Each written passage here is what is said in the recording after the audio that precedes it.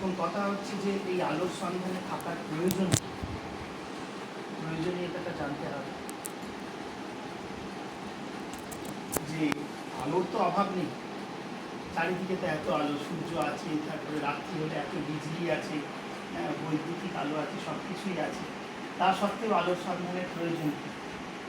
এগুলো হচ্ছে বাইরের আলো।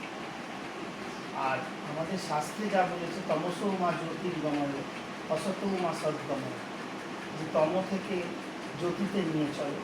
অর্থাৎ আমার হৃদয় কন্দরে যে অন্ধকার রয়েছে, সেই অন্ধকার ঘোচানোর জন্য এই দিব্য জ্ঞানের আলো, দিব্য প্রেমের আলো যে প্রয়োজন, সেইটার সন্ধানেই প্রতিটি জীবের যাত্রা। এবং বাস্তবিকভাবেও যদি দেখা যায়, প্রতিটি জীবাত্মা এই সে একটা পোকা থেকে আরম্ভ করে একটা মানুষ, দেবতা, যাই হোক, প্রত্যেকে এই যাত্রাতেই রয়েছে। এবং প্রতিটি জীবাত্মার একক যাত্রা। কেন? এই যে লোকে কথায় কথায় বলে যে স্বামী স্ত্রী, বন্ধু, আত্মীয় স্বজন, কিন্তু যদি সব একত্রিত যাত্রা হতো, তাহলে স্বামী কিন্তু স্ত্রীর জন্য অপেক্ষা করত। তার যখন মৃত্যুকাল উপস্থিত, স্বামী বলতো না যে আমি চললুম, তুমি থাকো। অর্থাৎ প্রতিটি জীবাত্মা এখানে একক যাত্রায় রয়েছে। এই ভবসমুদ্রে বা ভব সংসারে প্রতিটি জীবাত্মার এই একক যাত্রা। আর আমরা প্রতিটি জীবাত্মার এই একক যাত্রায় চলছি। এখন যদি সেই যাত্রার প্রতীক কারণ মিলে গেল, সে হচ্ছে সোনেতে সোহাগা যাকে বলে। যদি সেই সাধু সঙ্গ, ভক্ত সঙ্গ যদি মিলে যায়, যারা ওই পথে রয়েছে, ওই লক্ষ্যে রয়েছে। কেন আমরা আগের দিনেও ওখানে আলোচনা করেছিলাম যে আমাদের জীবনের লক্ষ্য নির্ধারণ করা দরকার। কেন লক্ষ্যহীনভাবে চললে সেই জীবন ব্যর্থ জীবন হয়ে যায়। আগে লক্ষ্য নির্ধারণ করা দরকার যে আমার চাহিদাটা কি। সারা সমস্ত শাস্ত্র মন্থন করলে দেখা যাবে জীবের দুটোই চাহিদা, হয় সংসার, মানে হয় অর্থ, নয় পরমার্থ। এতদ ব্যতীত আর কোনো চাহিদাই নেই। যদি পরমার্থ কারোর চাহিদা থাকে, সে এই আলোর সন্ধানে যাবে।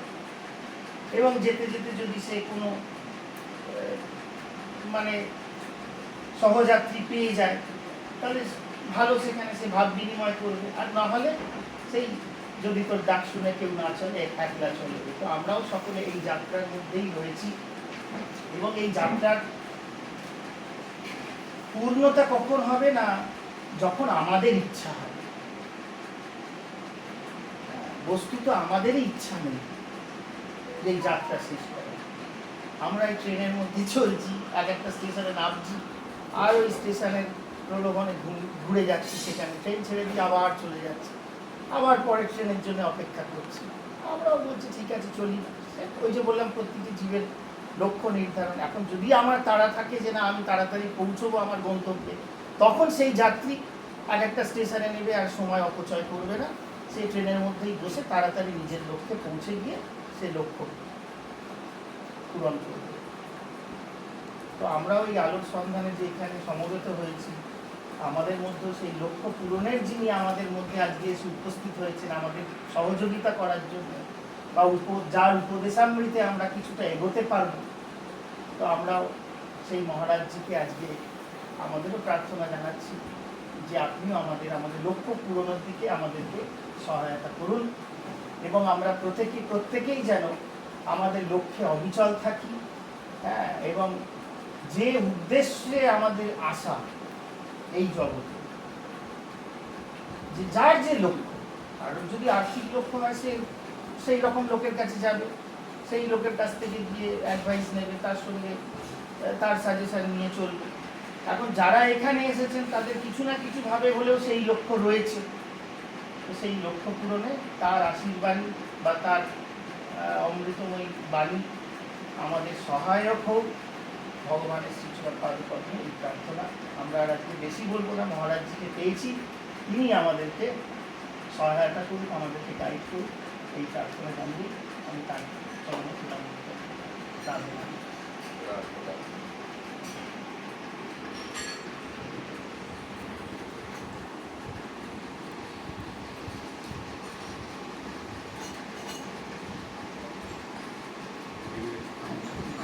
এটা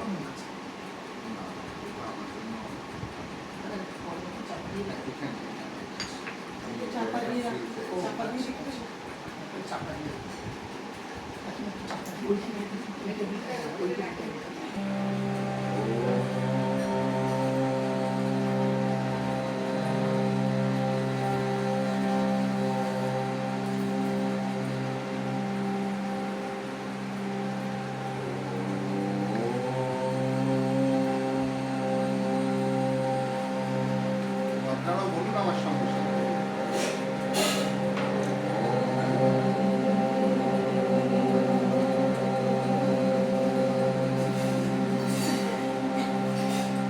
सहनावतु सहनौ भुनक्तु सह वीर्यं करवावहै तेजस्विनावधीतमस्तु मा विद्विषावहै।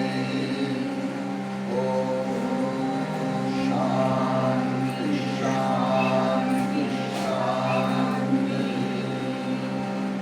शुक्लाम्बरधरं विष्णुं शशिवर्णं चतुर्भुजं प्रसन्नवदनं ध्यायेत् सर्वविघ्नोपशान्तये। सरस्वतीं नमस्तुभ्यं वरदे कामरूपिणी विद्यारम्भं करिष्यामि सिद्धिर्भवतु मे सदा। सदाशिवसमारम्भां शङ्कराचार्यमध्यमाम् अस्मदाचार्यपर्यन्तां वन्दे परम्पराम्। श्रुतिस्मृतिपुराणानाम् आलयं करुणालयं नमामि भगवत्पादशङ्करं लोकशङ्करम्। शङ्करं शङ्कराचार्यं पुरुषं बादरायणं सूत्रभाष्यकृतौ वन्दे भगवन्तौ पुनः पुनः। ईश्वरो गुरुरात्मेति मूर्तिभेदविभागिने व्योमवद्व्याप्तदेहाय दक्षिणामूर्तये नमः। सच्चिदानन्दरूपाय विश्वोत्पत्त्यादिहेतवे तापत्रयविनाशाय श्रीकृष्णाय वयं नमः। गुरुर्ब्रह्मा गुरुर्विष्णु गुरुर्देव महेश्वरः गुरुः साक्षात् परं ब्रह्म तस्मै श्री गुरवे नमः। समस्तजनकल्याणे निरतं करुणामयं नमामि चिन्मयं देवं सद्गुरुं ब्रह्मविद्वरं सद्गुरुं ब्रह्मविद्वरं। रामान् रामचन्द्राय रामभद्राय वेधसे रघुनाथाय नाथाय सीताया पतये नमः। प्रेम मुदित मन से कहो राम राम राम। श्री राम राम राम श्री राम राम राम। प्रेम मुदित मन से कहो राम राम राम। श्री राम राम राम श्री राम राम राम। पाप कटे दुख मिटे लेत राम नाम। पाप कटे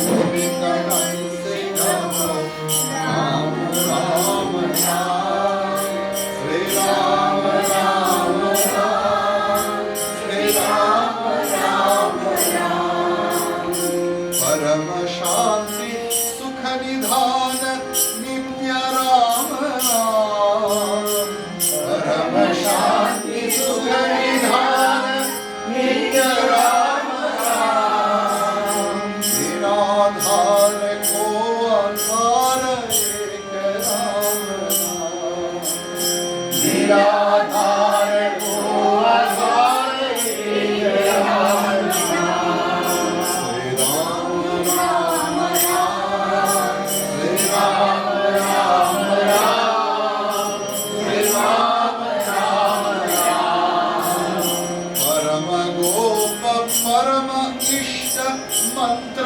राम नाम परम गोप्य परम इष्ट मंत्र राम नाम महादेव सतत जपत एक राम नाम महादेव सतत जपत एक राम नाम श्री राम राम राम श्री राम राम राम श्री राम राम राम काशी भरत मुक्त करत कहत राम नाम काशी भरत मुक्त करत कहत राम नाम माता पिता बंधु सखा सब हे राम नाम माता पिता बंधु सखा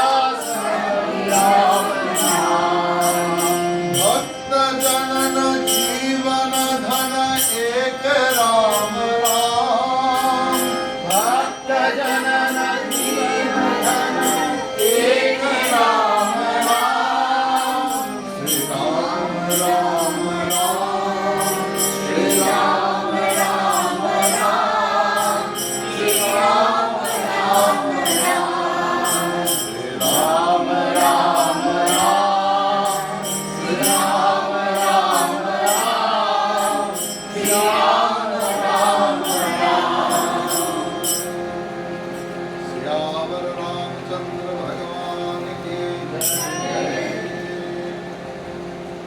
राधावर कृष्णचंद्र भगवान की जय उमापति महादेव की जय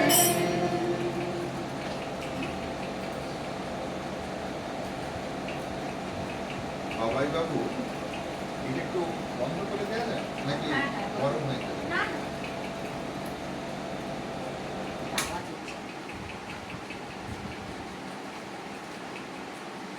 বাবাই বাবু সূত্রধারের কাজ করবে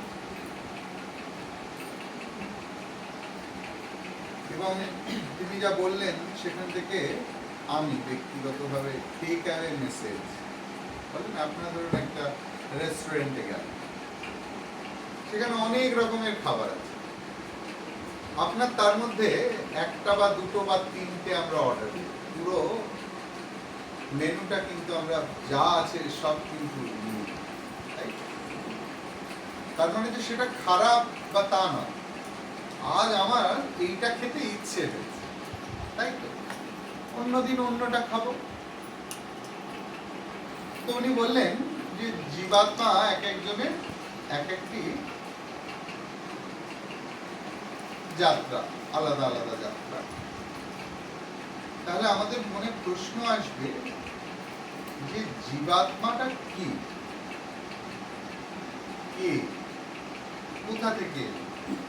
এই জীবাত্মা খায় না মাথায় দেয় কোনটা আর একটা জিনিস যেটা যে আমাদের এই যে আলোর সন্ধানে মানে অন্তর্নিহিত আলোর সন্ধানে এবং আমরা কি সত্যি সত্যি সেই আলো চাই কি চাই যদি চাই সেটা পাওয়ার রাস্তা কি? ঠিক তাহলে আসি জীবাত্মা। যেহেতু আপনারা, আমার ধারণা, বেশ অনেক দিন ধরে এনার কাছ থেকে হোক বা অন্যান্যদের থেকে হোক, আর এখন বাবা ইউটিউবানন্দ, তার দৌলতে আমরা অনেক ভালো ভালো মানুষের অনেক ভালো ভালো কথা শুনতে পাই। সেখানে আমরা এই জীবাত্মা পরমাত্মা এই শব্দের সঙ্গে আমরা যেন পরিচিত। তাহলে জীবাত্মা একটা সংযুক্ত শব্দ, সন্ধি করে হয়েছে। তাহলে আমরা যদি সন্ধি বিচ্ছেদ করি কি পাবো? জীব প্লাস আত্মা। তার মানে আমাদের কাছে দুটো শব্দ এলো, একটা জীব আর একটা হচ্ছে আত্মা। আবার দেখুন পরমাত্মা, সেখানেও কিন্তু পরমা প্লাস আত্মা, পরমাত্মা, এই দুটো শব্দতেই আত্মা কমন।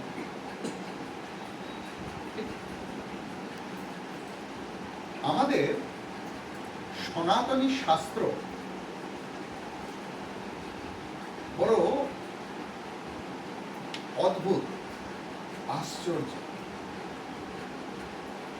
পৃথিবীতে যে সমস্ত দেশে যাওয়ার আমরা স্বপ্ন দেখি, তাই না?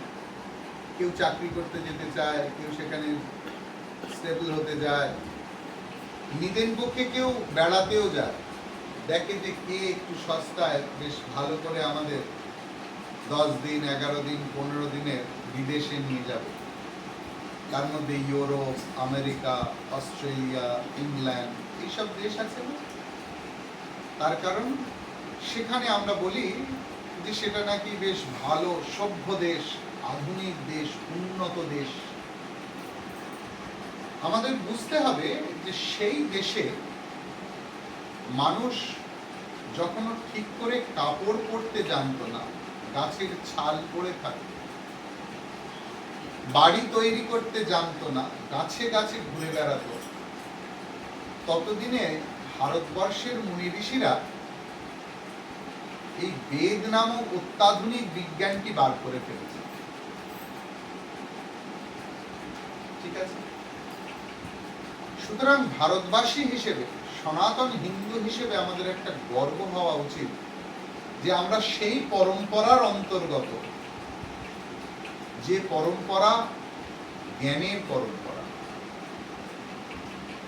আমাদের পরম্পরা কিন্তু কখনোই বলেনি ব্যানার্জির ছেলে ব্যানার্জি, চ্যাটার্জির ছেলে চ্যাটার্জি। আমাদের পরম্পরা জ্ঞানের পরম্পরা। যে মানুষ জ্ঞান লাভ করেছে তাকেই আমরা পূজ্য করে নিয়েছি, তাই তো? আপনারা বাবাই বাবুর মুখ থেকে আমরা ভাগবত শুনি।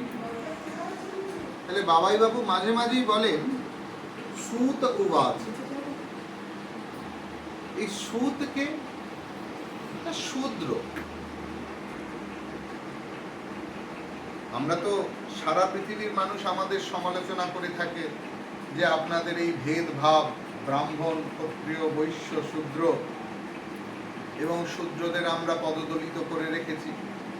সেটা তো আমরা শাস্ত্রকে মানিনি। তাই আজকে আপনি ট্রাফিক রুল ভায়োলেট করলেন, আর একজন উপর, আমাদের কি হলো? অ্যাক্সিডেন্ট। বা আরেকজন করলো না, আমি করলাম, তাতেও হলো। তো আমাদের যে সামাজিক অবক্ষয়, তা ওই ট্রাফিক রুল ভায়োলেট করার জন্য। তাহলে আমরা সেখানে কি দেখেছি না, সুদ অর্থাৎ শূদ্র। যেখানে ভগবান বলছেন যে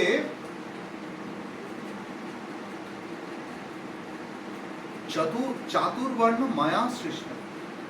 এই যে ব্রাহ্মণ, ক্ষত্রিয়, মানে বর্ণ ব্যবস্থা ভগবান সৃষ্টি করেছে। তো ভগবান কি বৈষম্য সৃষ্টি করতে এসেছেন না? যে ভগবান নিজে গীতা মুখে স্বীকার করছেন, যদা যদা হি ধর্মস্য গ্লানির্ভবতি ভারত অভ্যুত্থানম অধর্মস্য তদাত্মানম সৃজামি অহম, যেখানেই ধর্মের গ্লানি সেখানেই আমি আবির্ভূত হয়েছি, অভ্যুত্থিত হয়েছি। তাহলে এখন কথা হচ্ছে যে ভগবান এই চতুর্বর্ণ যে সৃষ্টি করলেন বা চাতুর্বর্ণ যে সৃষ্টি করলেন, সেটা কিসের জন্য? না গুণ কর্ম বিভাগ আছে। গুণ এবং কর্মের ভিত্তিতে একই বাড়িতে বাবা পুজো অর্চনা যজমান নিয়ে থাকেন, সারাদিন শাস্ত্র পাঠ করেন, তিনি ব্রাহ্মণ পদবাচ্য। সেই বাড়ির একটি ছেলে ব্যবসা বাণিজ্য করে এবং সংসার চালায়, সেই বৈশ্য। সেই বাড়ির একজন সৈন্যদলে আছেন রাজা, তিনি ক্ষত্রিয়। আর আরেকটি ছেলে সে চাষাবাদ করে, সে শূদ্র। অর্থাৎ প্রত্যেকে সমান উপযোগী, কেউ কারোর থেকে কমও নয় বেশিও নয়। ঠিক বোঝা গেছে? অনেকে বলে, কি করে বোঝা গেল মহারাজ?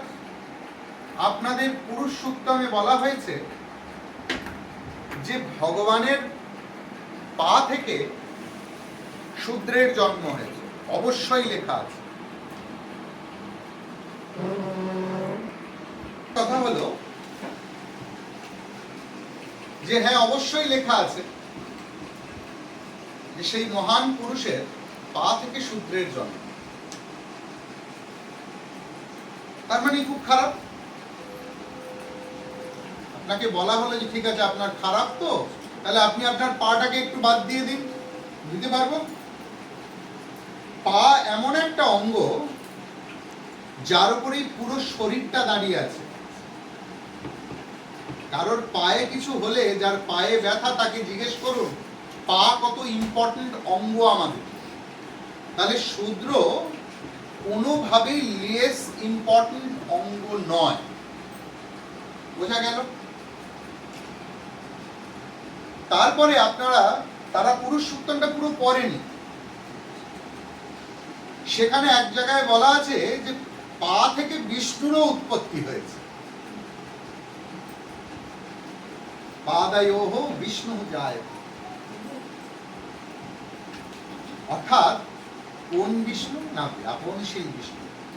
অর্থাৎ আমাদের এই যে বর্ণ ব্যবস্থা, তা কাউকে ছোট করার জন্য নয়, কাউকে ছোট দেখানোর জন্য নয়, বরং প্রত্যেকে দেখুন একই বাড়িতে ডাক্তারের ছেলে যে ডাক্তার হবে তা কেন নেই। আমি একটি বাড়িতে প্রবচন দিতে গেছি, বা তারা এখন আমার স্টুডেন্ট। তার দাদু ডাক্তার ছিল, দাদুর বাবা ডাক্তার ছিল, তার বাবা এমিনেন্ট ডাক্তার।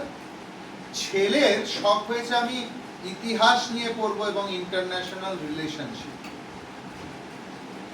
এখন তার মনে ডাক্তার হওয়ার বিন্দু মাত্র বাসনা হয়নি। আর একজন আমার কাছে পড়েন, তিনিও কলকাতার এমিনেন্ট গাইনোকোলজিস্ট। তার হাজব্যান্ডও খুব বড় ডাক্তার, তার মেয়ে সেও বড় ডাক্তার ব্রিজ ক্যান্ডি হসপিটালে, তার নাতনিও আই স্পেশালিস্ট। তাহলে তার ছেলে সে ডাক্তারি পেয়েছে জয়েন্ট এন্ট্রান্সে, ছেড়ে দিয়ে না সে ডাক্তার হয়েছে, না সে ইঞ্জিনিয়ার হয়েছে, সে সিএ পড়তে গেছে, চার্টার্ড অ্যাকাউন্টেন্ট, এখন সে আমেরিকায় সেটেল।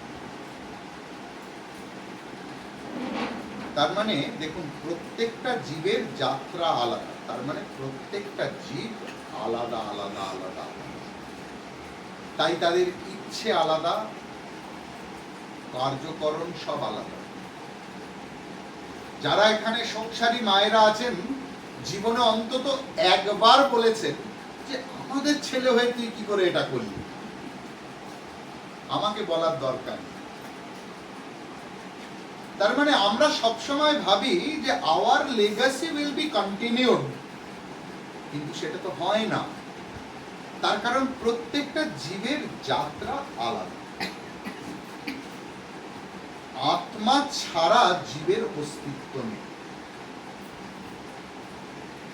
আত্মা কিরকম না, আত্মাই হলো ধর্ম, যা ধারণ করে আছে ওই জীব নামক বস্তুটিকে, জড় পদার্থ।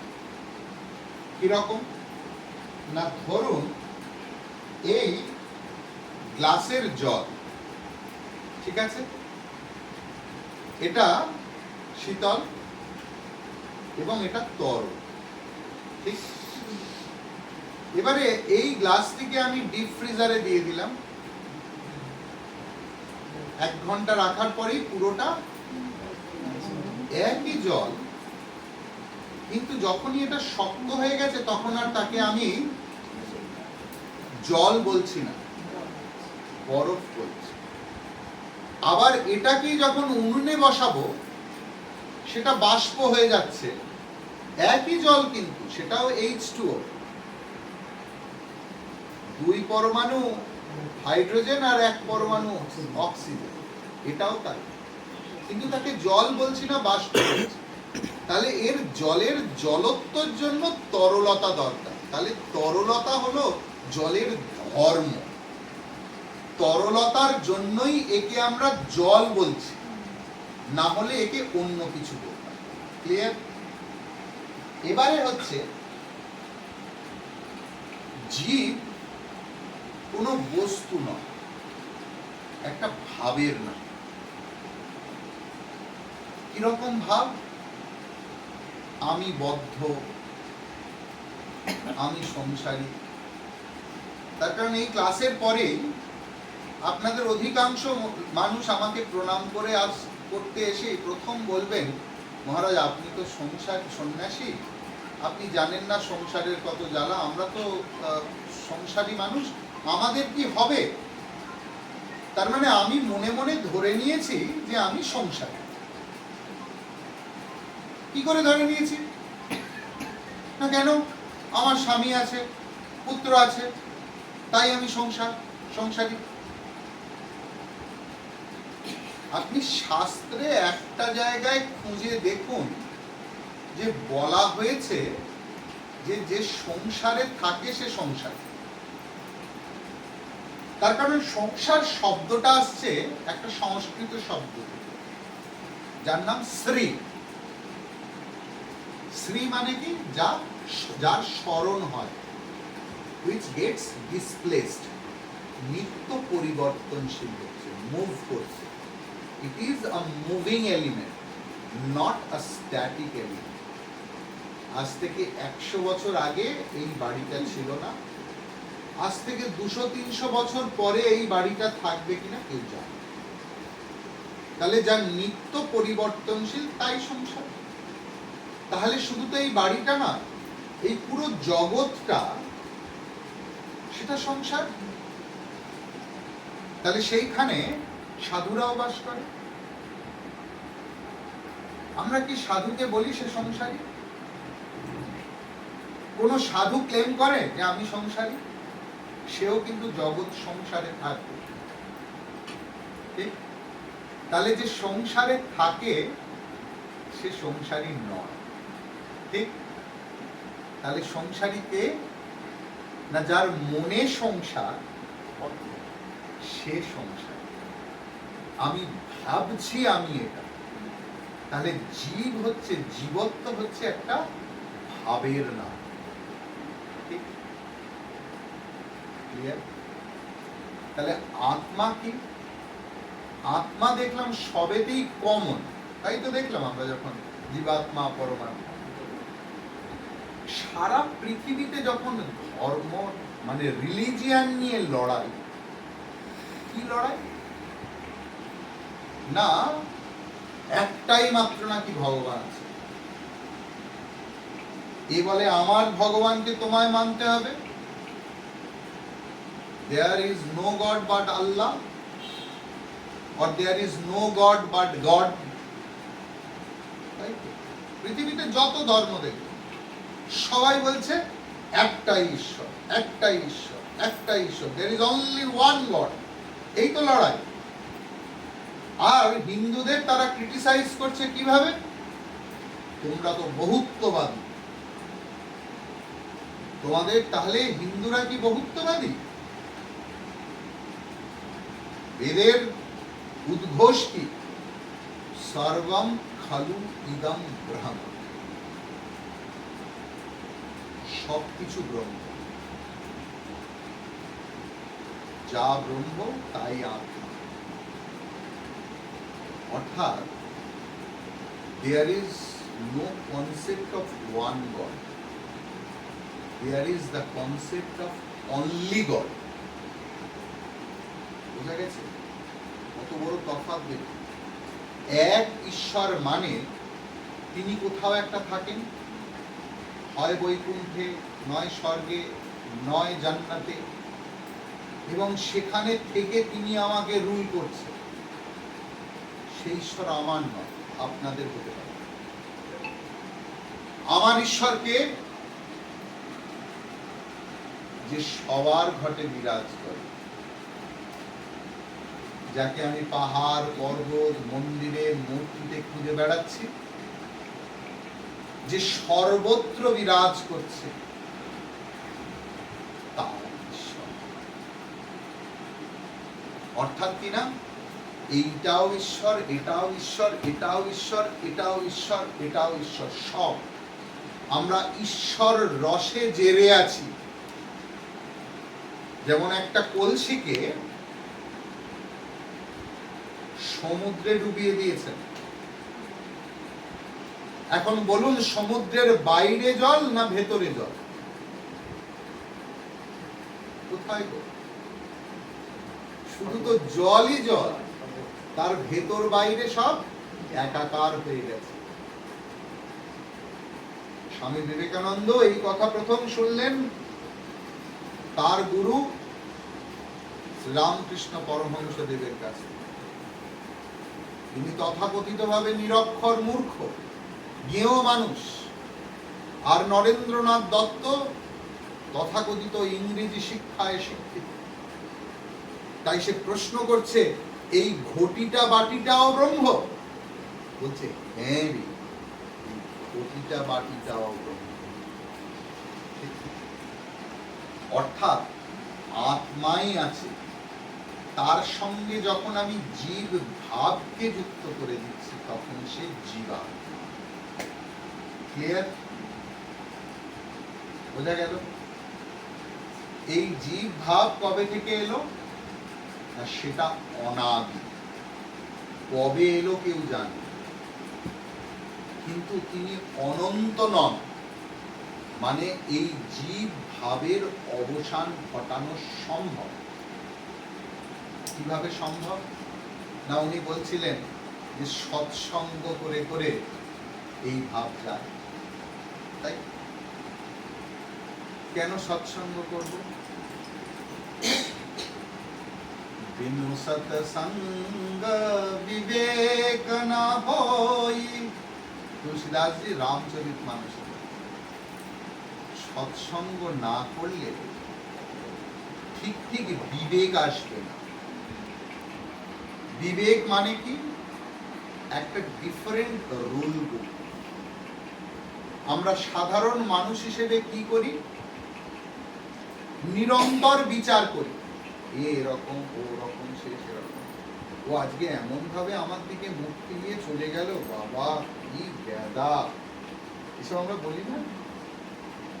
আমরা নিরন্তর লোকের বিচার করে যাচ্ছি, কে কিরকম, এ ভালো, ও খারাপ, ও হিংসুটে, ও এইরকম, ও দাম্ভিক। কেউ ভুল করলে আমরা ঝাঁপিয়ে পড়ি।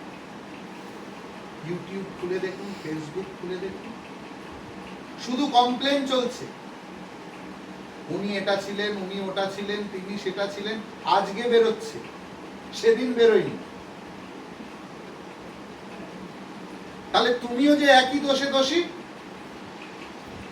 তখন আমরা একদম পৃথিবীর সব থেকে বড় অ্যাডভোকেট হয়ে যাই।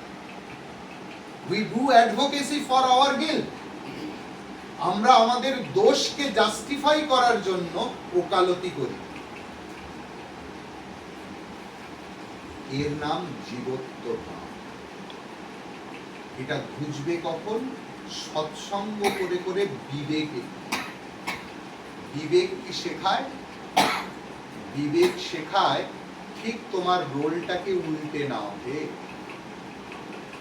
অর্থাৎ সারা পৃথিবীর জন্য তুমি অ্যাডভোকেসি করো। আহা বেচারা করে ফেলেছে। এই হচ্ছে ভক্তের লক্ষণ। যখন ওই মানুষটার হাতে পেরেক মারা হচ্ছে আর পায়ে পেরেক মারা হচ্ছে, সে একবারও বলেনি যে প্রভু তোমার কি চোখ নেই, তোমার জন্যই আজ আমার এই অবস্থা। সে কিন্তু বলেনি। সে ভক্ত ছিল, তাই সে বলল প্রভু ওরা জানে না ওরা কি অন্যায় করছে, তুমি এদের ক্ষমা করো। এই হলো জীবত্ব ভাবকে বোঝা এবং বিচার করা, নির্মম ভাবে বিচার করা নিজেকে, যে আমি এটা কি করে করতে পারি, আমি এটা কি করে ভাবতে পারি, আমি এটা কি করে বলে ফেললাম। যে মানুষ নিজের জীবত্ব ভাব ঘোচাতে চায় সে দয়াশীল হয়, ক্ষমাশীল হয়, নিরহংকারী হয়। সে ভুল করলে ক্ষমা চাইতে পারে। সে দেখে না সামনের জন আমার থেকে বড় না আমার থেকে ছোট, তার কারণ তার বিবেক হয়েছে। এই যে বললো যে আমরা কি চাই, বিবেক হওয়া মানে প্রায়োরিটিকে শিফটিং করা। প্রায়োরিটিকে শিফটিং করা। আমাদের পুরো জীবনটা কিন্তু প্রায়োরিটির ওপর এসছে। আমরা দোষ দিই। যে মানুষটা সন্ন্যাসী হতে চেয়েছিল কিন্তু সংসারী হয়েছে, সে বলবে বাবা মায়ের জন্য হতে হয়েছে, মা এত জোর করলো যে দেখ তুই একমাত্র ছেলে, না থাকলে আমাদের কি করে হবে। আমরা কিন্তু সারা পৃথিবীকে দোষ দিতে থাকি। মনে রাখতে হবে at the end of the day I take the decision. সিদ্ধান্ত কিন্তু আমার ছিল।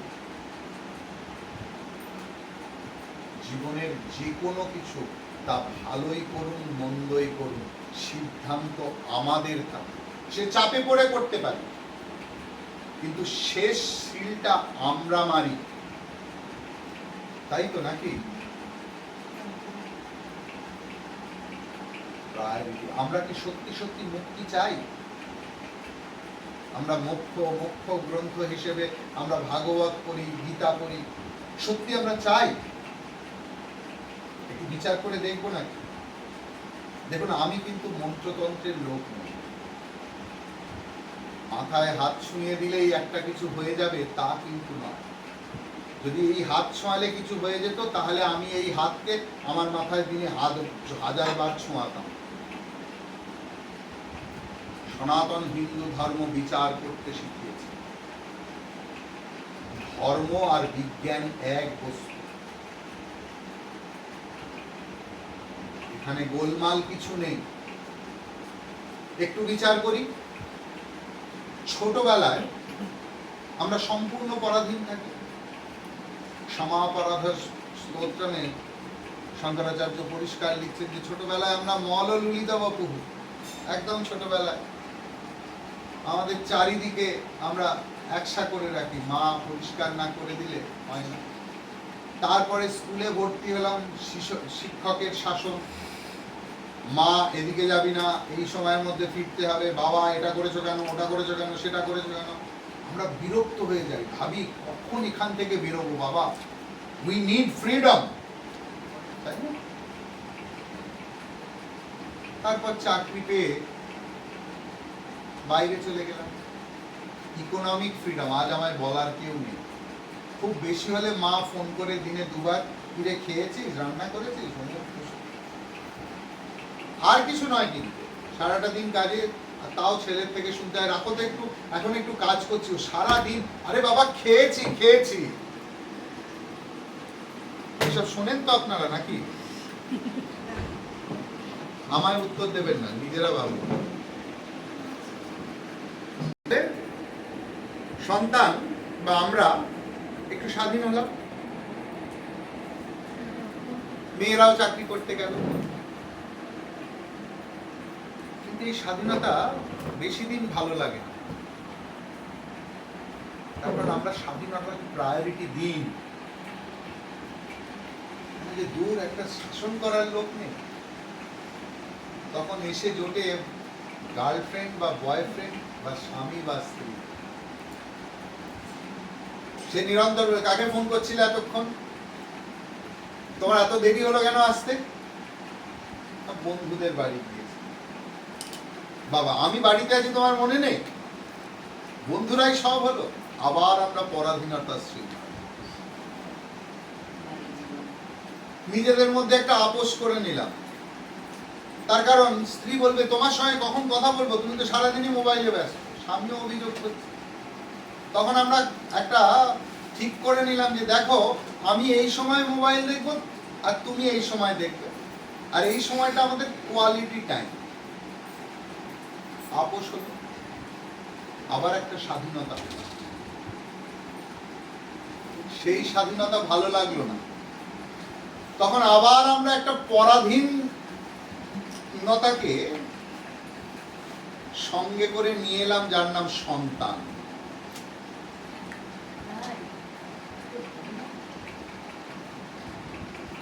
আবার একটা পরাধীনতাকে সঙ্গে, যেখানে আমাদের অনেক ইচ্ছা থাকে কিন্তু সন্তানের মুখ চেয়ে আমরা করতে পারি না।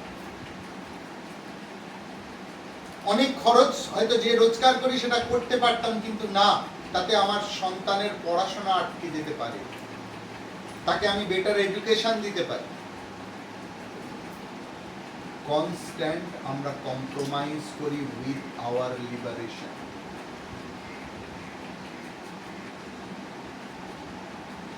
যে মানুষ সত্যি সত্যি মুক্তি চায়,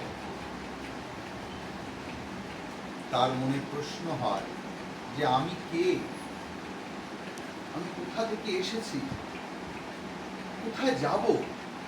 এই যে মানুষটার সঙ্গে সকালে কথা বললাম, রাত্রি শুনলাম সেই মানুষটা নেই, সে গেল কোথায়? ঠিক তো? এই প্রশ্নের উত্তর তো কোনো জায়গায় নেই, না বিজ্ঞান, না ইতিহাস, না পলিটিক্যাল সায়েন্স, কোনো জায়গায় নেই। আমরা খুঁজতে খুঁজতে খুঁজতে খুঁজতে আশ্রমে এলাম, গুরুর সান্নিধ্যে এলাম, আচার্যের সান্নিধ্যে এলাম, যিনি শাস্ত্রের কথা বলবেন। গুরু এবং শাস্ত্র এক, গুরুর নিজস্ব কোনো কথা থাকতে পারে না। গুরু একটি পরম্পরার অধীন। সদাশিব সমারম্ভাম শঙ্করাচার্য মধ্যমাম अस्मद আচার্য পর্যন্ত। গুরুও তার ইন্ডিভিজুয়ালিটিকে দান করেছেন ওই পরম্পরাকে, গুরু পদে নিজেকে বিসর্জন করার মাধ্যমে।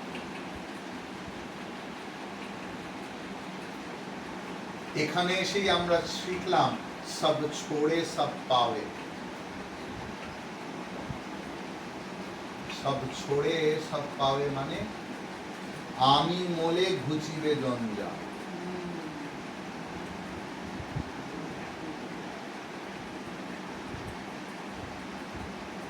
খণ্ডন ভববন্ধন, খণ্ডন ভববন্ধন। ভববন্ধন মানে, ভব মানে পৃথিবীতে। আপনি কি হাতুড়ি নিয়ে সব ভাঙতে শুরু করবেন না? ভব মানে এই শরীরের সঙ্গে নিজের যে অহংকারের অ্যাটাচমেন্ট, আমি এই, আমি অমুকের মেয়ে, আমি অমুকের স্ত্রী, আমি অমুকের মা, আমি অমুক। এই অহংকার চূর্ণ হয়, চূর্ণ করতে হয় শান্তের সামনে এসে। গুরু এমন একটা বস্তু যাকে আমি নিজের হাতে নিজেকে দিই, যে তুমি আমায় শাসন করো, তুমি আমায় পথ দেখাও, আমার হাত ধরে তুমি নিয়ে চলো সখা, আমি যে পথ চিনি না। ঠিক আছে? তাহলে জীবাত্মা হলো যখন জীবভাব আত্মার রসে জারিত হয়ে আমি আমি আমি আমি করে ওঠে তাকে জীবাত্মা বলে। আত্মা কিরকম না, যেমন ইলেকট্রিসিটি, তাকে কি দেখা যাচ্ছে? এই পাখার নিজের ঘোরার ক্ষমতা নেই, তাতে ইলেকট্রিক সংযোগ করলে তবেই সে ঘুরবে। এই এসি মেশিনের নিজের ঠান্ডা হাওয়া দেওয়ার ক্ষমতা নেই, এই লাইটের নিজের লাইট দেওয়ার ক্ষমতা নেই। প্রত্যেকের সঙ্গে কমন ফ্যাক্টর হলো ইলেকট্রিসিটি। তাই এই জীব ভাব যখন আত্মা রসে জারিত হয়ে ফুটতে থাকে তখন আমরা বলি জীবাত্মা। শ্রীরামকৃষ্ণের ভাষায় নিচে আগুন থাকলে আলু পটল নাচে, তাই তো? ঠিক আছে, তাহলে এটা আত্মারই প্রতিচ্ছবি। কিরকম, কিভাবে বলছেন না, যদি মাথার উপরে সূর্য থাকে আর নিচে হাজার হাজার জল ভরা বালতি থাকে, তাহলে নিচে তাকালে কতগুলো সূর্য দেখব? হাজার হাজার সূর্য দেখব, কিন্তু তারা সব প্রতিবিম্ব, তাই তো? ধরুন এই ঘরটা অসংখ্য এরকম স্লাইসড আয়নাতে পুরো মোড়া, আপনি নিজের কতগুলো রিফ্লেকশন দেখবেন? Infinity number. যারা ফিজিক্স পড়েছেন তারা জানেন যে যদি আমাদের পেছন দিকে একটা আয়না থাকে আর সামনে দিকে একটা আয়না থাকে absolutely perpendicular to each other, তাহলে কতগুলো রিফ্লেকশন হয়? ইনফিনিটি নাম্বার, দুটো নয়, চারটে। আপনি কখনো করে দেখেছেন? অসংখ্য সংখ্যায় আপনি করে দেখতে পারেন। তার কারণ এখানে আপনি এখানে দেখছেন, এইটা দেখছেন তো, আবার এখানে এটা দেখছেন, আবার তার প্রতিচ্ছবিতে আরেকটা দেখছেন, এরকম অসংখ্য সংখ্যা।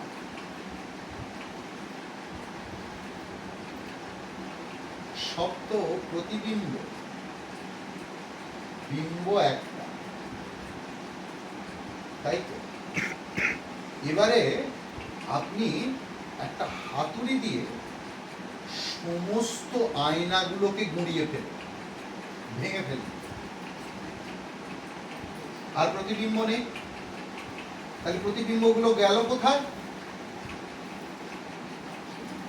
বিম্বে মিলিয়ে গেল, ঠিক? তাহলে যখন আমরা জ্ঞানের হাতুড়ি দিয়ে আমাদের অহংকার রূপ জীবত্বকে ভেঙে ফেলতে পারবো, কি পড়ে থাকবে? শুধু আত্মা পড়ে থাকবে। ক্লিয়ার হয়েছে? কারোর কাছে কোনো অসুবিধা? ঠিক আছে, আমরা এই দুটো জিনিস শিখলাম, যে জীবাত্মা কি, পরমাত্মা কি। আমাদের জীবনের আধ্যাত্মিকতার একটাই উদ্দেশ্য, তাকে অনুভব করা। তাকে অনুভব করব কিভাবে? নিজের স্বরূপ হিসেবে, নিজের স্বরূপ হিসেবে। এবারে তাকে পাওয়ার পথ, ধরুন আজকে আমি দেবব্রত বাবুর বাড়ি আসবো, আমরা একে জিজ্ঞেস করছি, তাকে জিজ্ঞেস করছি, ওকে জিজ্ঞেস করছি, ও বলছে এইটা দিয়ে গেলে হবে, কেউ বলছেন ওইটা দিয়ে গেলেও হবে, আবার গুগল চারটে রাস্তা দেখাচ্ছে যে চারটে দিয়েই যাওয়া যাবে।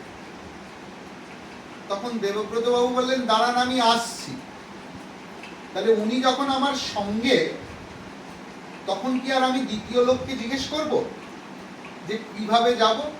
উনি বলবেন আসুন মহারাজ, এইটা দিয়ে আসুন, এটাই সব থেকে শর্টকাট। ভগবান অবতরিত হয়ে নিজের শ্রীমুখে বলে দিয়েছেন তাকে প্রাপ্তির উপায়, তার নাম ভগবত গীতা। কৃষ্ণ বলেননি পুরো গীতা খুঁজলেও আপনি একটা জায়গাতেও পাবেন না কৃষ্ণ উবাচ। পেয়েছেন নাকি কোথাও? ভগবান উবাচ। কেন বললেন? পার্থায় প্রতিবোধিতাম। গীতার ধ্যান শ্লোক আপনারা জানেন তো? ওম পার্থায় প্রতিবোধিতাম ভগবতাম নারায়ণেন স্বয়ং व्यासेन ग्रथितां पुराणमुनिना मध्ये महाभारतम् अद्वैतामृतवर्षिणीं भगवतीं, এসব আছে না? তো পার্থায় প্রতিবোধিতা, পার্থের প্রতিবোধের জন্য। পার্থকে আমরা বলবো কুন্তির পুত্র অর্জুন, আর যারা একটুখানি মহাভারত পড়েছেন তারা বলবেন বা একটু ব্যাকরণ জানে তারা বলবে পৃথার পুত্র পার্থ।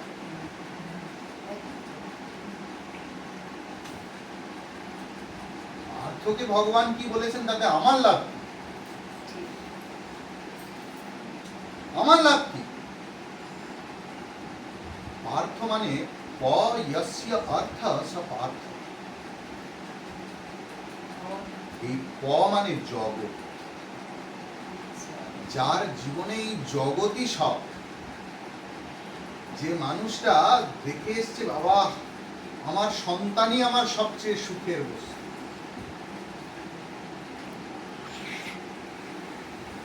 আমরা এটা ছেড়ে কেউ যেতে চাই না। আমরা বলি মুক্তি মুক্তি, বুঝলেন?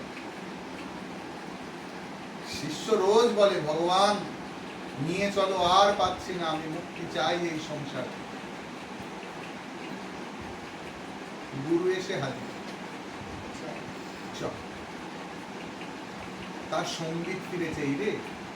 তখন আমরা বুঝতে পারি যে কোনটা আমরা কথার কথা বলি আর কোনটা আমরা চাই। বলছি সে কি তো এখন, এই তো সবে আমার সন্তান হয়েছে,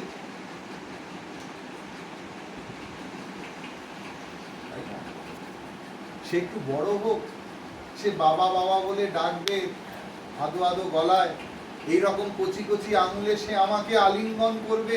এ সুখ তোমায় কি করে বোঝাবো, তুমি যে সন্ন্যাসী।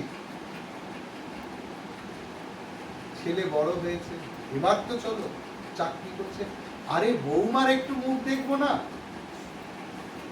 ছেলের বিয়ে দেওয়ার যে কি আনন্দ সে জানে না। বিয়ে হলো, সব হলো, ছেলে বউ কোথায় থাকে? একটু আলাদা থাকে মহারাজ, বাড়ির কাছাকাছি একটু আলাদা। কারণ জিজ্ঞাসা করবেন না, আপনারাও বলবেন, এসব আপনাদের নিত্য দেখা বস্তু। তো এবার তো চলো, শুনেছি একটা নাতি হবে বা নাতনি হবে, তার মুখ দেখবো না, সে দাদু দাদু বলবে। আমরা সংসারটা ছাড়তে চাই না, আর মুখে বলি মুক্তি চাই মুক্তি চাই মুক্তি চাই। আমাদের মৃত্যুর সময় কেন এত কষ্ট হয়? তার কারণ এই শরীরটার সঙ্গে আমরা এত অ্যাটাচ, আমরা ছাড়তে চাই না একে। সে যতই হোক, রোগ হোক, ঝলে যাক, পুড়ে যাক, কেউ মরতে চাইছে না। এই শরীরের প্রতি আমাদের এত তীব্র বাসনা। এই একটা ফ্যান্সি লেদার ব্যাগের ওপর আমাদের এত অ্যাটাচমেন্ট। আমার গুরুদেব বলতেন এটা মুভিং টয়লেট। খারাপ লাগছে? আমার এই চামড়াটার নিচে মাংস আছে, আপনারা রাস্তায় যেতে যেতে যদি দেখেন এক টুকরো মাংস পড়ে আছে, কি বলবেন? এই এই দেখে দেখে দেখে নোংরা পড়ে আছে, বলি কিনা? হাড় পড়ে থাকলে, মেদ, মজ্জা, মল, মূত্র, থুতু, সর্দি কিরম লাগে, সেগুলো যদি রাস্তায় পড়ে থাকে আমরা সেগুলো অ্যাভয়েড করে চলি। আর এইটাই পুরো ভর্তি এই শরীরটা, যা একটা সুন্দর চামড়া দিয়ে মোড়া আছে, ছাড়তে চাইছি না, এত অ্যাটাচমেন্ট। আর এক শিষ্যর কাছে বলছে বলছে তুমি জানো না আমার স্ত্রী, পুত্র, মা আমায় কত ভালোবাসে। তুমি তো সেসব স্বাদ পাওনি গো। তুমি কি বুঝবে স্ত্রী সুখ কি? স্ত্রী আমায় রোজ বলে, ওগো তোমাকে আমি যেন 7 জন্ম পাই। ইংরেজিতে আরো সুন্দর সুন্দর বলে না, সেসব আর বলছি না, আপনারা যেগুলো জানেন। সন্তান কত ভালোবাসে। মা বলে, ওরে আমার 7 রাজার ধন মানিক তুই।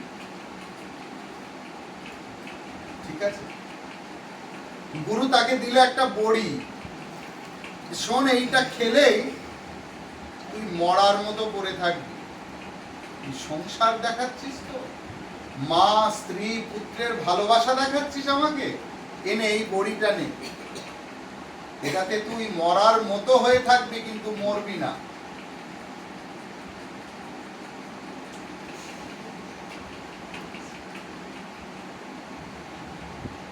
মরার মতো পড়ে আছে। সবাই বলছে, ওগো আমার কি হলো গো, প্রত্যেক মৃত্যু বাড়িতে এইরকম, তুমি আমায় ছেড়ে কোথায় গেলে, চলে গেলে কেন, আমায় নিয়ে গেলে না যেখানে আরো রোদন হয়। এইসব আপনারা শুনেছেন কিনা জানি না, আমি তো শুনেছি। গুরু এসে বলছে, ঠিক আছে শোনো, আমি প্রাণ ফিরিয়ে দিতে পারি, কিন্তু তার বিনিময়ে একজনকে প্রাণ দিতে হবে। প্রথম বলল মায়ের কাছে, যে বলছিল যে ভগবান তুমি কেন আমায় তুলে নিলে না। মা বলছে, আমি যদি মরে যাই তাহলে আর এই সন্তান থেকে থাকলো কি না থাকলো আমার কি গেল, আর আমার তো আরো 4টে ছেলে পুলে আছে। না বাবু, এ তো মরেই গেছে। স্ত্রী যে সারাক্ষণ I love you honey, I love you honey বলতে থাকে, তাকে বলতে থাকলো যে বাবা তুমি একটুখানি দাও। হানি বলতে থাকে কেন আপনি ওরা বুঝতে পারবেন না। তো একজন 80 বছরের ভদ্রলোককে জিজ্ঞেস করছি, তোমার লজ্জা করে না তুমি তোমার স্ত্রীকে বারবার হানি হানি বলে ডাকো? বলছি, ওই 20 বছর ধরে আমি ওর নামটাই মনে করতে পারি না, হানি বলাটাই সেফ দেখেছি।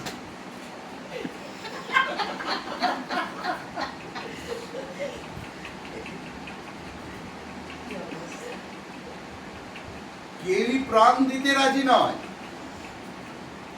শেষে তার শরীর একটু হাট্টা গোট্টা, আর দরজাটা ছোট। যারা নিয়ে যাবে মৃতদেহ তারা বলছে যে এই দরজা একটু ভাঙতে হবে। তখন সবাই বলল, দরজা ভাঙলে কি করে হবে, আবার দরজা গড়বে কে, এ তো মারাই গেছে জড় পদার্থ, তাহলে একেই কাটো।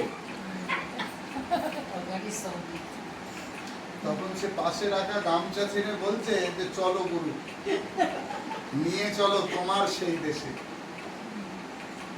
যেখানেই জন্ম মৃত্যু সে দেশে মনে টেনেছে, চলো গুরু নিয়ে আমায় তোমার সেই দেশে। এখন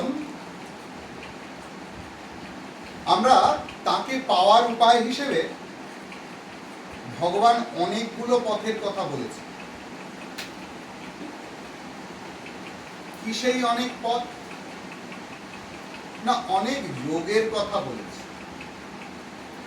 ভগবদ গীতায় 18টা যোগ, মানে 18টা অধ্যায়। প্রত্যেকটা অধ্যায়ের শেষে যোগ আছে। যোগ কেন? যোগ হলো সেই যোগা নয়, কিন্তু এখন আপনারা সব করেন না, কোথায় যাচ্ছেন, যোগা করতে যাচ্ছেন। আরে যোগা আমাদের দেশে যোগা, যোগশ্চিত্তবৃত্তি নিরোধা, আমরা প্রথম শব্দ পেলাম এই যোগ শব্দ পাতঞ্জল সূত্রে। তাহলে সেখানে প্রথম সূত্র যোগশ্চিত্তবৃত্তি নিরোধা। সেই যোগাকে আমরা করে দিলাম যোগা আকারান্ত স্ত্রীলিঙ্গ উইথ দ্য ওয়েস্টার্ন ইনফ্লুয়েন্স। যোগ মানে তাই যা আমাকে তার সঙ্গে যুক্ত করে।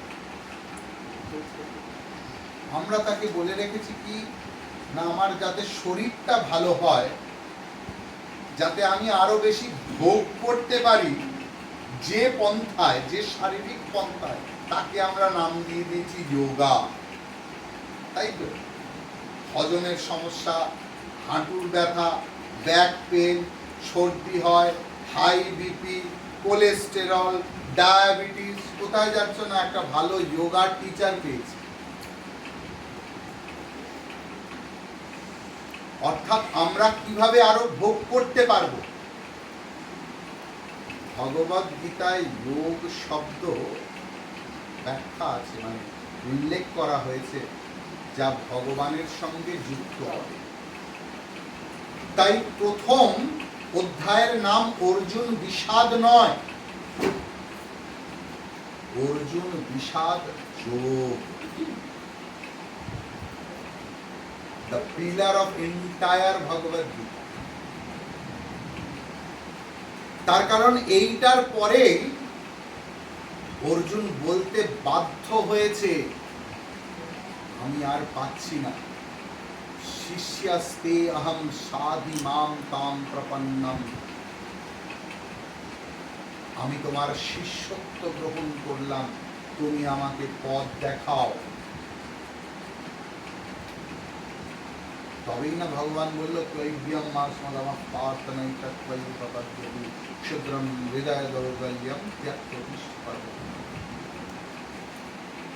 অসৎস্বানন্দ শোচস্তম প্রজ্ঞাবাদাংশ ভাষসে গতাসু ন গতাসুশ্চ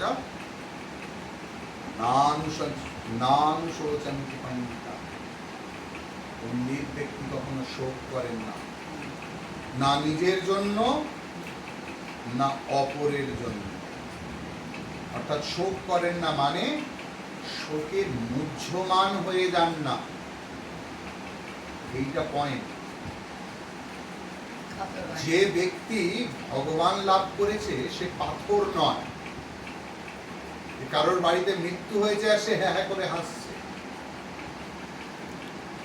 শোকে মুহ্যমান হয়ে যায় না, হিতাহিত জ্ঞান শূন্য হয়ে যায় না, অর্জুনের মতো অবস্থা হয় না,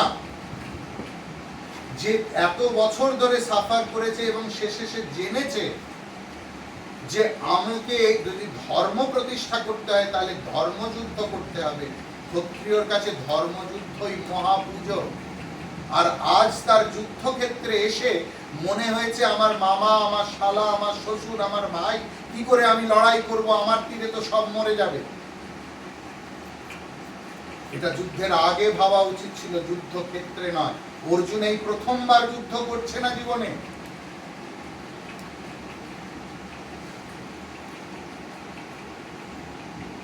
শোকে মুহ্যমান হয়ে গেছে। শ্রীরামকৃষ্ণ দেবের শরীর যাওয়ার পর শ্রী শ্রী মা সারদা দেবী উচ্চ ঈশ্বরে কাঁদছেন, ও আমার মা কালী গো, তুমি কোথায় গেলে? তাই তো, এরকম তাকে ধরে রাখা যাচ্ছে না, শোক করছেন। কেউ এসে হঠাৎ করে বলল, মা 11:30 বেজে গেছে, ঠাকুরের ভোগ দেওয়ার সময় হয়েছে। মা এমন ভাবে উঠে গেলেন যেন কিছুই হয়নি।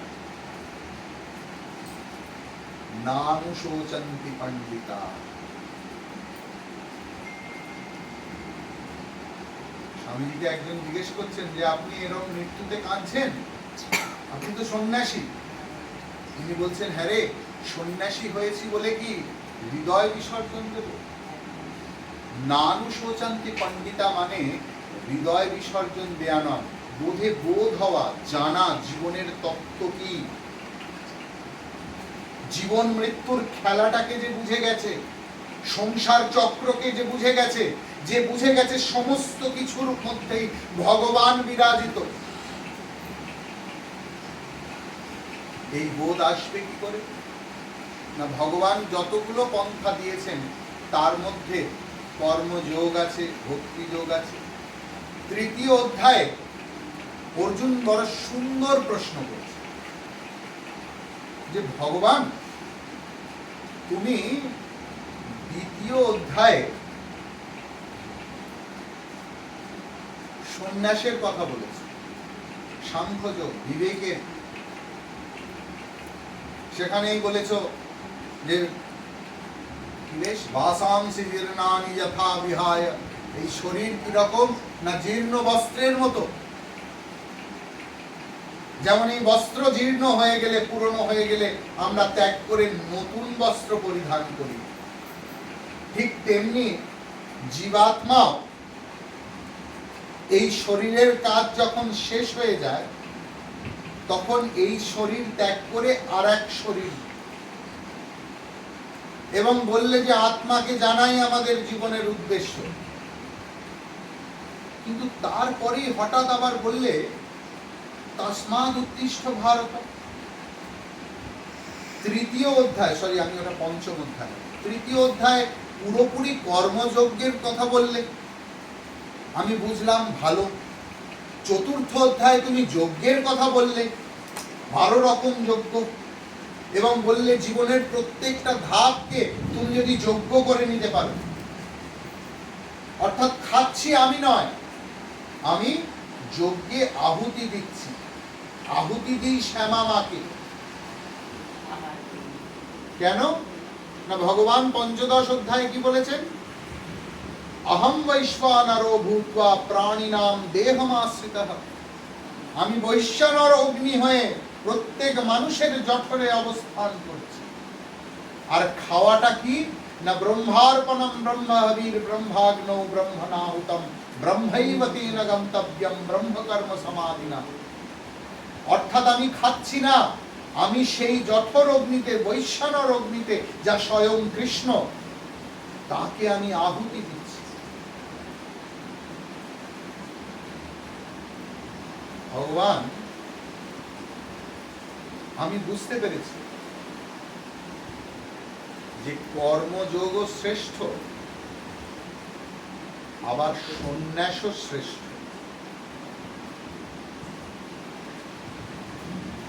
দুটোই শ্রেষ্ঠ। একজন রাজার প্রশ্ন ছিল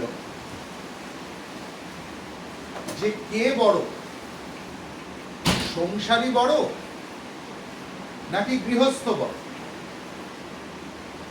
কেউ উত্তর দিতে পারেন।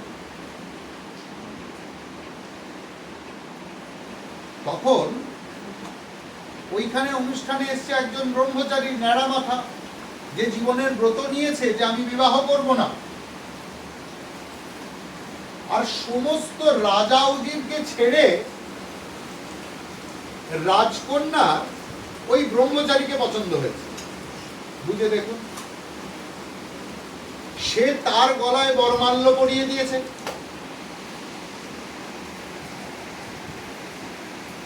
মহাবিপদ।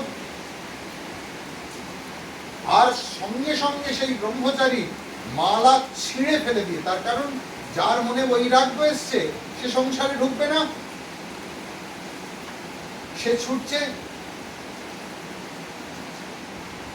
তার পেছনে রাজকুমারী ছুটছে, রাজকুমারীকে বাঁচাতে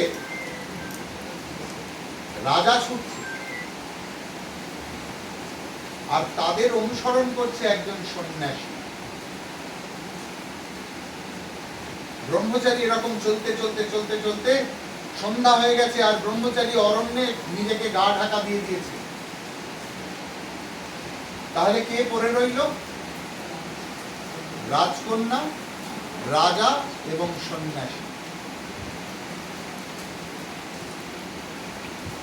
তারা একটা গাছের নিচে অবস্থান করল। তখন ছিল শীতের রাত্রি, প্রচন্ড শীত করছে।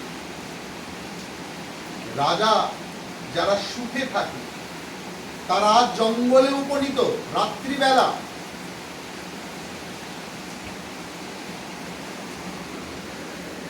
শীত সহ্য করতে পারছে না। আর গাছের ওপরে বাস করত একটা পায়রার দম্পতি। পুরুষ পায়রাটি তার স্ত্রীকে বলল যে দেখো, ওদের জন্য একটু আগুনের ব্যবস্থা করি আর খড়। তখন তার কারণ এরা আজকে আমাদের গাছের নিচে এসছে, এরা আমাদের অতিথি। আমরা তৈত্তিরী উপনিষদে শুনেছি আমাদের এই গাছের নিচে যখন কোন সাধু মহারাজ তৈত্তিরী উপনিষদ পড়াচ্ছিল সেখানে বলেছেন অতিথি দেব ভব। তাহলে আজ এনারাই আমার দেবতা। আপনাদের একটু বলে রাখি, আমাদের সনাতন সংস্কৃতিতে অতিথি মানে কিন্তু গেস্ট নয়। আমরা অতিথি ট্রান্সলেশন করে দিয়েছি, স্বামীজি আজকে আমার বাড়িতে গেস্ট আসবে। গেস্ট কি মা? আমি তো ইংরেজি জানি না, এত তোমাদের মতো পড়াশোনা করিনি। আরে মহারাজ অতিথি আসবে, আমরা ট্রান্সলেট করে দিয়েছি। গেস্ট কনসেপ্টটা ওদের দেশের কনসেপ্ট। আমি বিদেশে গেছি, এক বন্ধুর বাড়িতে লাঞ্চের নিমন্ত্রণ, তার বাবা আমাকে ছাড়তে এসছে। আমি বললাম যে আসুন আঙ্কেল, আপনি বসুন, লাঞ্চ একসঙ্গে করে যান। বলে no, I am not invited. ওদের দেশের সংস্কৃতি এটা, guest, everything should be documented. বাড়িতে আপনাদের এখন কি হয়তো আমি 20-30 বছর জানি না, আমি 30 বছর আগেকার স্মৃতি রোমন্থন করে বলছি। বাড়িতে হয়তো বাবা মায়ের নিমন্ত্রণ, ছেলে চলে গেল, শুধু ছেলে নয়, কেন জ্ঞাতি এসছে, চলো চলো চলো ওর বাড়ির বিয়ে। আর বিয়ে বাড়ির লোকও কি খুশি যে আরো সঙ্গে করে কাউকে নিয়ে এসেছে। আবার যদি কেউ দূর দেশ থেকে আসতো, চিন্তা হতো তাকে কোথায় রাখবো। কোনো হোটেল বা কোনো লজ ভাড়া করা হতো, সেই ভাড়াটা কে গুনবে? যার বাড়ির বিয়ে। আর বিদেশের সিস্টেম কি, আপনার যদি আপনি সিডনিতে থাকেন আর মেলবোর্নে বিয়ে হচ্ছে, আপনি নিমন্ত্রিত, আপনাকে নিজেকে ফ্লাইট খরচ করে মেলবোর্ন যেতে হবে, সেখানে হোটেলে থাকার খরচ আপনাকে নিমন্ত্রণ করেছে, আপনি নিয়ে যেতে পারেন না আপনার স্ত্রীকে, তার কারণ আপনার কার্ডে লেখা আছে কোন নম্বর চেয়ারে আপনি বসবেন, আপনার নাম্বার অ্যালটে। এটা হলো গেস্ট। আর অতিথি শব্দের মধ্যেই আছে অতিথি, যিনি সময় মেনে আসেন না, খাওয়ার সময় এসেছেন, টক টক, আরে বাবা উমাদি কতদিন পরে, এসো এসো এসো এসো। দুজন মানুষের খাওয়াতে 3-4জন অনায়াসে খেয়ে নেয়। তাই তো আমাদের সংস্কৃতি, অতিথি দেব ভব। আমরা সবসময়, যেমন আমার আজকে আসার কথা, আমি ওনাকে বললাম দেখুন আমার সঙ্গে 3 জন আসবে, বলে হ্যাঁ মহারাজ চলে আসবে। এই আমাদের সংস্কৃতি। তো সেই পায়রা, পুরুষ পায়রাটি বললো দেখো আজকে এরা আমাদের অতিথি। তাই একজন পায়রা মুখে মুখে খড় নিয়ে আসতে থাকলো, আর আরেকজন একটু চকমকি পাথর দিয়ে ওপর থেকে ফেলে দিতেই সেটা জ্বলে উঠল। তারা শীত থেকে নিবারিত হলো, কিন্তু অন্ধকারে কোথায় যাবে? রাজকন্যার খিদে পেয়ে গেছে, সে কান্না শুরু করে দিয়েছে খিদে পেয়ে। তখন পুরুষ পায়রাটি বলল যে দেখো এই তো আমাদের পাখি জীবন, কি লাভ এই জীবন রেখে? এই জীবন যদি আমি পরার্থে ব্যয় করতে পারি তাহলে তো আমার জীবন ধন্য। মহাপুরুষরা বলছেন না, ওরে যখন এই পৃথিবীতে এসেছিস একটা ছাপ রেখে যা। দুর্লভম ত্রয়মে বৈতা দেবানুগ্রহ হেতুকম, ভগবানের অশেষ কৃপায় 3টি জিনিস দুর্লভ: মনুষ্যত্বম, মুমুক্ষুত্বম, মহাপুরুষ সংশয়। এই মানুষ জীবন পাওয়া বড় দুর্লভ। ভগবান শ্রীরামকৃষ্ণ বলছেন, ওরে মানুষ কি কম গা, সে যে চৈতন্যের চিন্তা করতে পারে। তাহলে এই জীবনে মনুষ্য শরীর একটা দুর্লভ। এই মনুষ্য শরীরে আমি ভগবানকে জানবো এই চিন্তা আসাটাও দুর্লভ।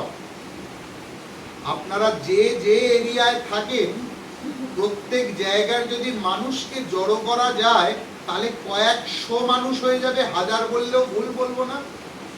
আজকে এসেছেন কজন? 14, 15, 16, 17 জন। আপনাদের মনে সেই বাসনাটুকু এসেছে, এটাও দুর্লভ, তাই নিজেকে ছোট মনে করবেন না। এবং মহাপুরুষের সংশয় হওয়া, যে আমাকে পথ দেখাবে কোন পথে যাব, সুতরাং সেটাও দুর্লভ। তাহলে এই দুর্লভ জীবন আমরা পেয়েছি। আমি এই শরীর দান করি, এরা তো ক্ষত্রিয়, এরা মাংসাশী, তাহলে আমার এই মাংসে অন্তত এই রাজকন্যার পেট ভরবে। সে ঝাঁপ দিল আগুনে। স্ত্রী দেখলো যে ওইটুকু মাংসে কি আর এদের পেট ভরবে, আর আমি আমার স্বামীর পথই অবলম্বন করব। সেও ঝাঁপ দিল। তখন ছোট ছোট ছানারা ছিল। মহাজন গতাপন্থা, মহাপুরুষরা যে পথে গেছেন সেই পথ অনুসরণ করাই পথ। তাই সন্তানেরা ভাবলো আমরাও সেটাই করি। তারাও সব টুকটুক করে আগুনে ঝাঁপ দিল। সন্ন্যাসী বললেন রাজাকে, বুঝলেন কে বড়, সংসারী না সন্ন্যাসী? প্রত্যেকেই একই জায়গায় আছে যদি সে তার স্বধর্ম পালন করে। সন্ন্যাসী গেরুয়া বস্ত্রে তার সন্ন্যাস না অবলম্বন করবে সে ধিক। আর সংসারী সংসারে থেকে তার সংসার ধর্ম যদি পালন না করে, সংসার ধর্ম মানে ব্রহ্মচর্য, গার্হস্থ্য, বানপ্রস্থ, সন্ন্যাস। ব্রহ্মচারী উপার্জন করে না, বানপ্রস্থী উপার্জন করে না, সন্ন্যাসী উপার্জন করে না। তাহলে তিনটে আশ্রমের দায় নেব বলে যে মানুষ যে আশ্রমকে গ্রহণ করে তার নাম গৃহস্থাশ্রম। অর্থাৎ যে মানুষ নিত্য নিয়মিত মানুষের সেবা করে, পরার্থে সাধু সন্তের সেবা করে, সেই গৃহস্থ। তাহলে যে গৃহে থেকে যে গৃহস্থ গৃহধর্ম পালন করে তার সঙ্গে একজন সন্ন্যাসীর কোনো পার্থক্য নেই। স্বধর্মে নিধানম শ্রেয়ঃ, পরধর্ম ভয়াবহ। স্বধর্ম মানে গৃহস্থ গার্হস্থ ধর্ম পালন করতে, সন্ন্যাসী সন্ন্যাসীর ধর্ম পালন করতে। আরো যদি নিচে নামেন, মানুষ মানুষের ধর্ম পালন করবে।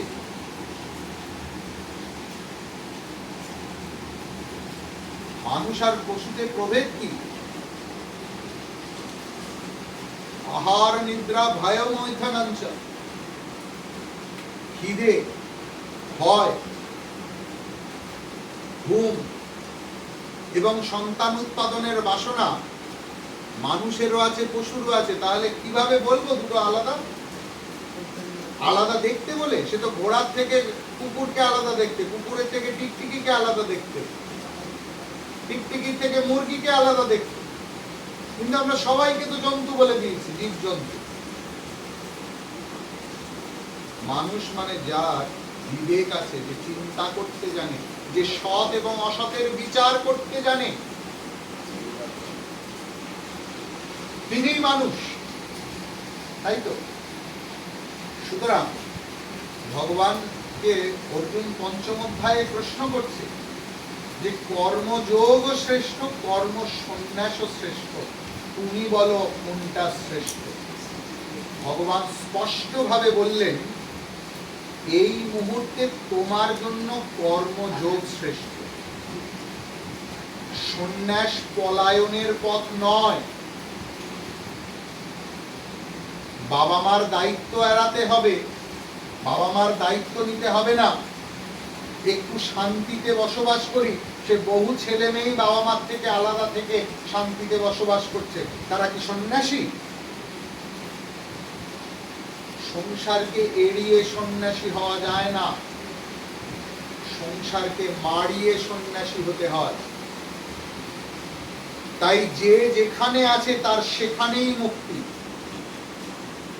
যে রান্নাঘরে, যে হোমমেকার, যে গৃহবধূ মা সারা জীবন রান্না করেছেন, স্বামীকে পরিচর্যা করেছেন, সন্তান পালন করেছেন, তা যদি কর্মযোগের ভিত্তিতে করেন, অর্থাৎ আমার ইষ্ট দেবতা আমার স্বামী রূপে এসেছেন আমার সেবা নিতে, কিন্তু আমাদের সেই ভাব বিয়ের প্রথম প্রথম থাকে, তারপরে বলে বাবা তোমার সংসারে এসে আমার হার মাসে সব কালি পড়ে গেল। বলেন কি না? একবার তো অন্তত বলেছে, একবার তো অন্তত জীবনে হুমকি দিয়েছেন যে সব ছেড়ে ছুড়ে চলে যাব।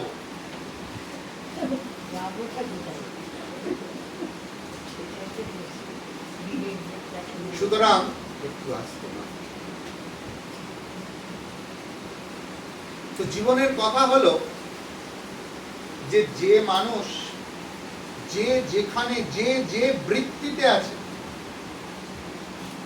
কেউ সৈনিক, কেউ উকিল, কেউ ডাক্তার, কেউ ইঞ্জিনিয়ার, কেউ সুইপার, কেউ মাংসর দোকানে মাংস কাটে, প্রত্যেকে যদি তার নিজের ধর্ম পালন করে, সে কি কথা? রাধে রাধে মহারাজ, আপনি মাংস কাটার লোককেও এক জায়গায় নিয়ে এলেন। তাহলে ভুলে গেছেন আপনারা আমাদের ধর্মে বেদ গীতা আছে। যিনি গীতা বলেছেন ওই মানে তিনি কিন্তু একজন মাংস কাটা বেদ ছিলেন, ওটা তার বৃত্তি।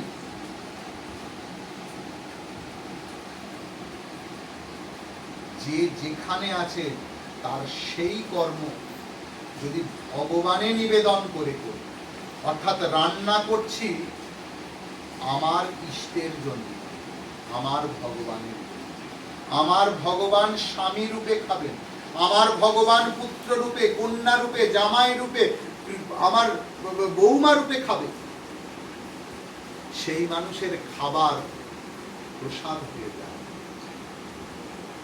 সেই মানুষের গৃহ গৃহ মন্দির হয়ে যায়, সেই মানুষ যে পথে যাত্রা করেন তা তীর্থ যাত্রা হয়ে যায়।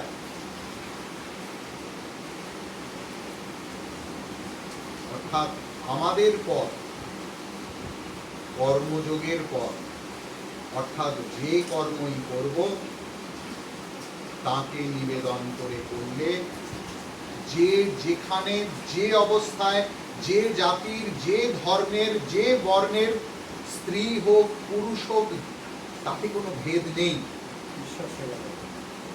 যদি ঈশ্বর সেবা বুদ্ধিতে সমস্ত কর্ম করে থাকি, তাহলে ঈশ্বর তার কাছে প্রকটিত হন। এই আজকের বক্তব্যের বিষয়। হরি ওম তৎসৎ। ওম পূর্ণমদঃ পূর্ণমিদং পূর্ণাৎ পূর্ণমুদচ্যতে पूर्णस्य पूर्णमादाय पूर्णमेवावशिष्यते। ओम शांति शांति शांति। हरि ओम श्री गुरुभ्यो नमः। हरि ओम। একটা গান শুনে নি।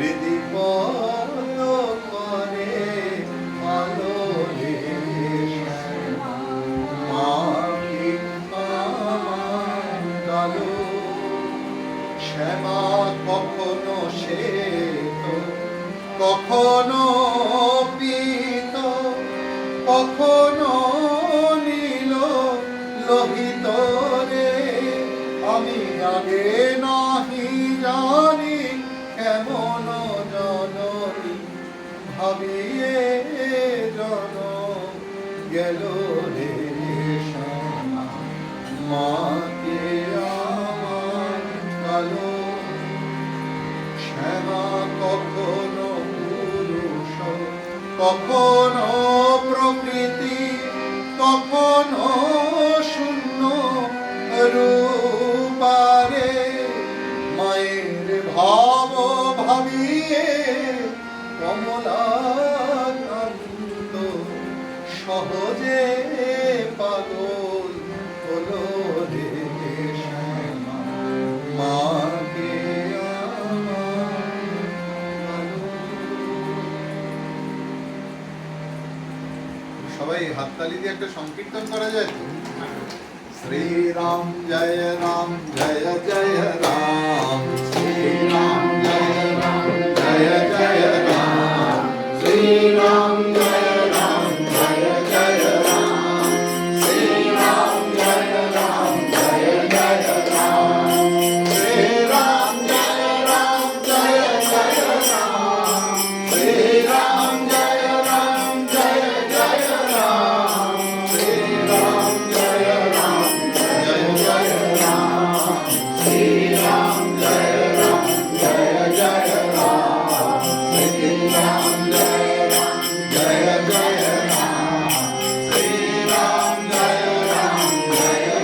राम श्री राम जय जय राम श्री राम जय जय राम श्री राम जय जय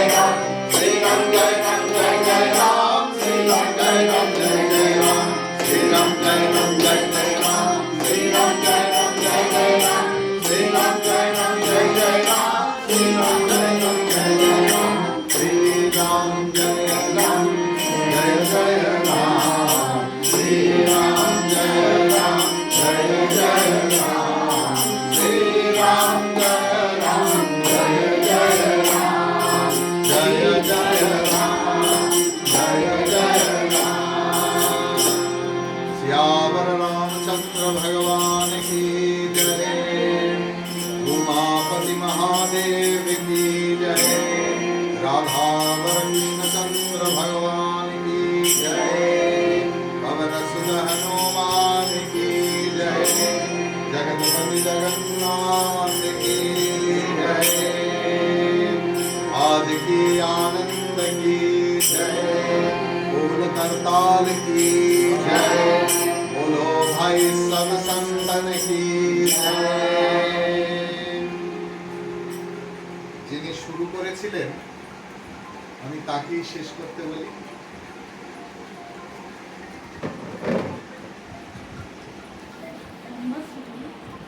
আমরা দেখুন মহারাজজির অমৃতময় বাণী আমরা শুনছিলাম এবং তিনি খুব সুন্দরভাবে বিশ্লেষণ করলেন যে কর্মসন্ন্যাস ভগবান বললেন সেই কর্মন্ডলী সংসিদ্ধি জগতি যে যে ভাবে রয়েছে যে যে ধর্মে রয়েছে যে যে আশ্রমে রয়েছে এইটা ফোন ধরা যাবে সেইটাই যাতে সেই কর্মটাই যদি তদীয় হয় তাহলে সেইটাই কর্মসন্ন্যাস করতে পারে।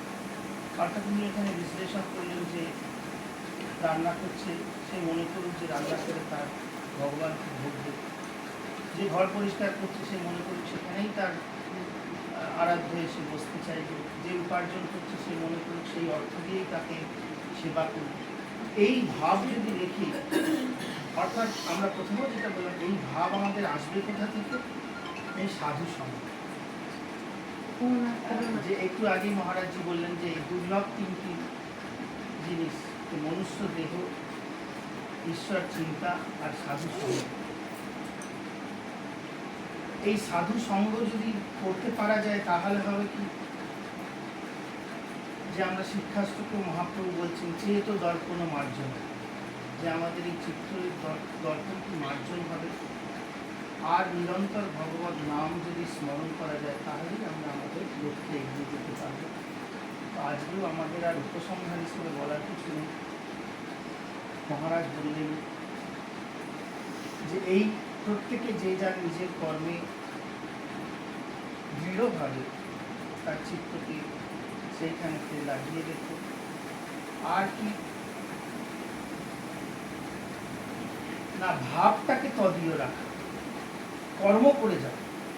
যেখানে ভগবান অর্জুনকে বারংবার গীতাতে বলছেন মাম অনুস্মর যুদ্ধ, একবারও ভগবান কিন্তু অর্জুনকে বলেননি যে তুমি শুধু যুদ্ধ করো, তাহলে কি হবে না যুদ্ধের সুফল কুফল দুটোই অর্জুনকে ভুগতে হবে।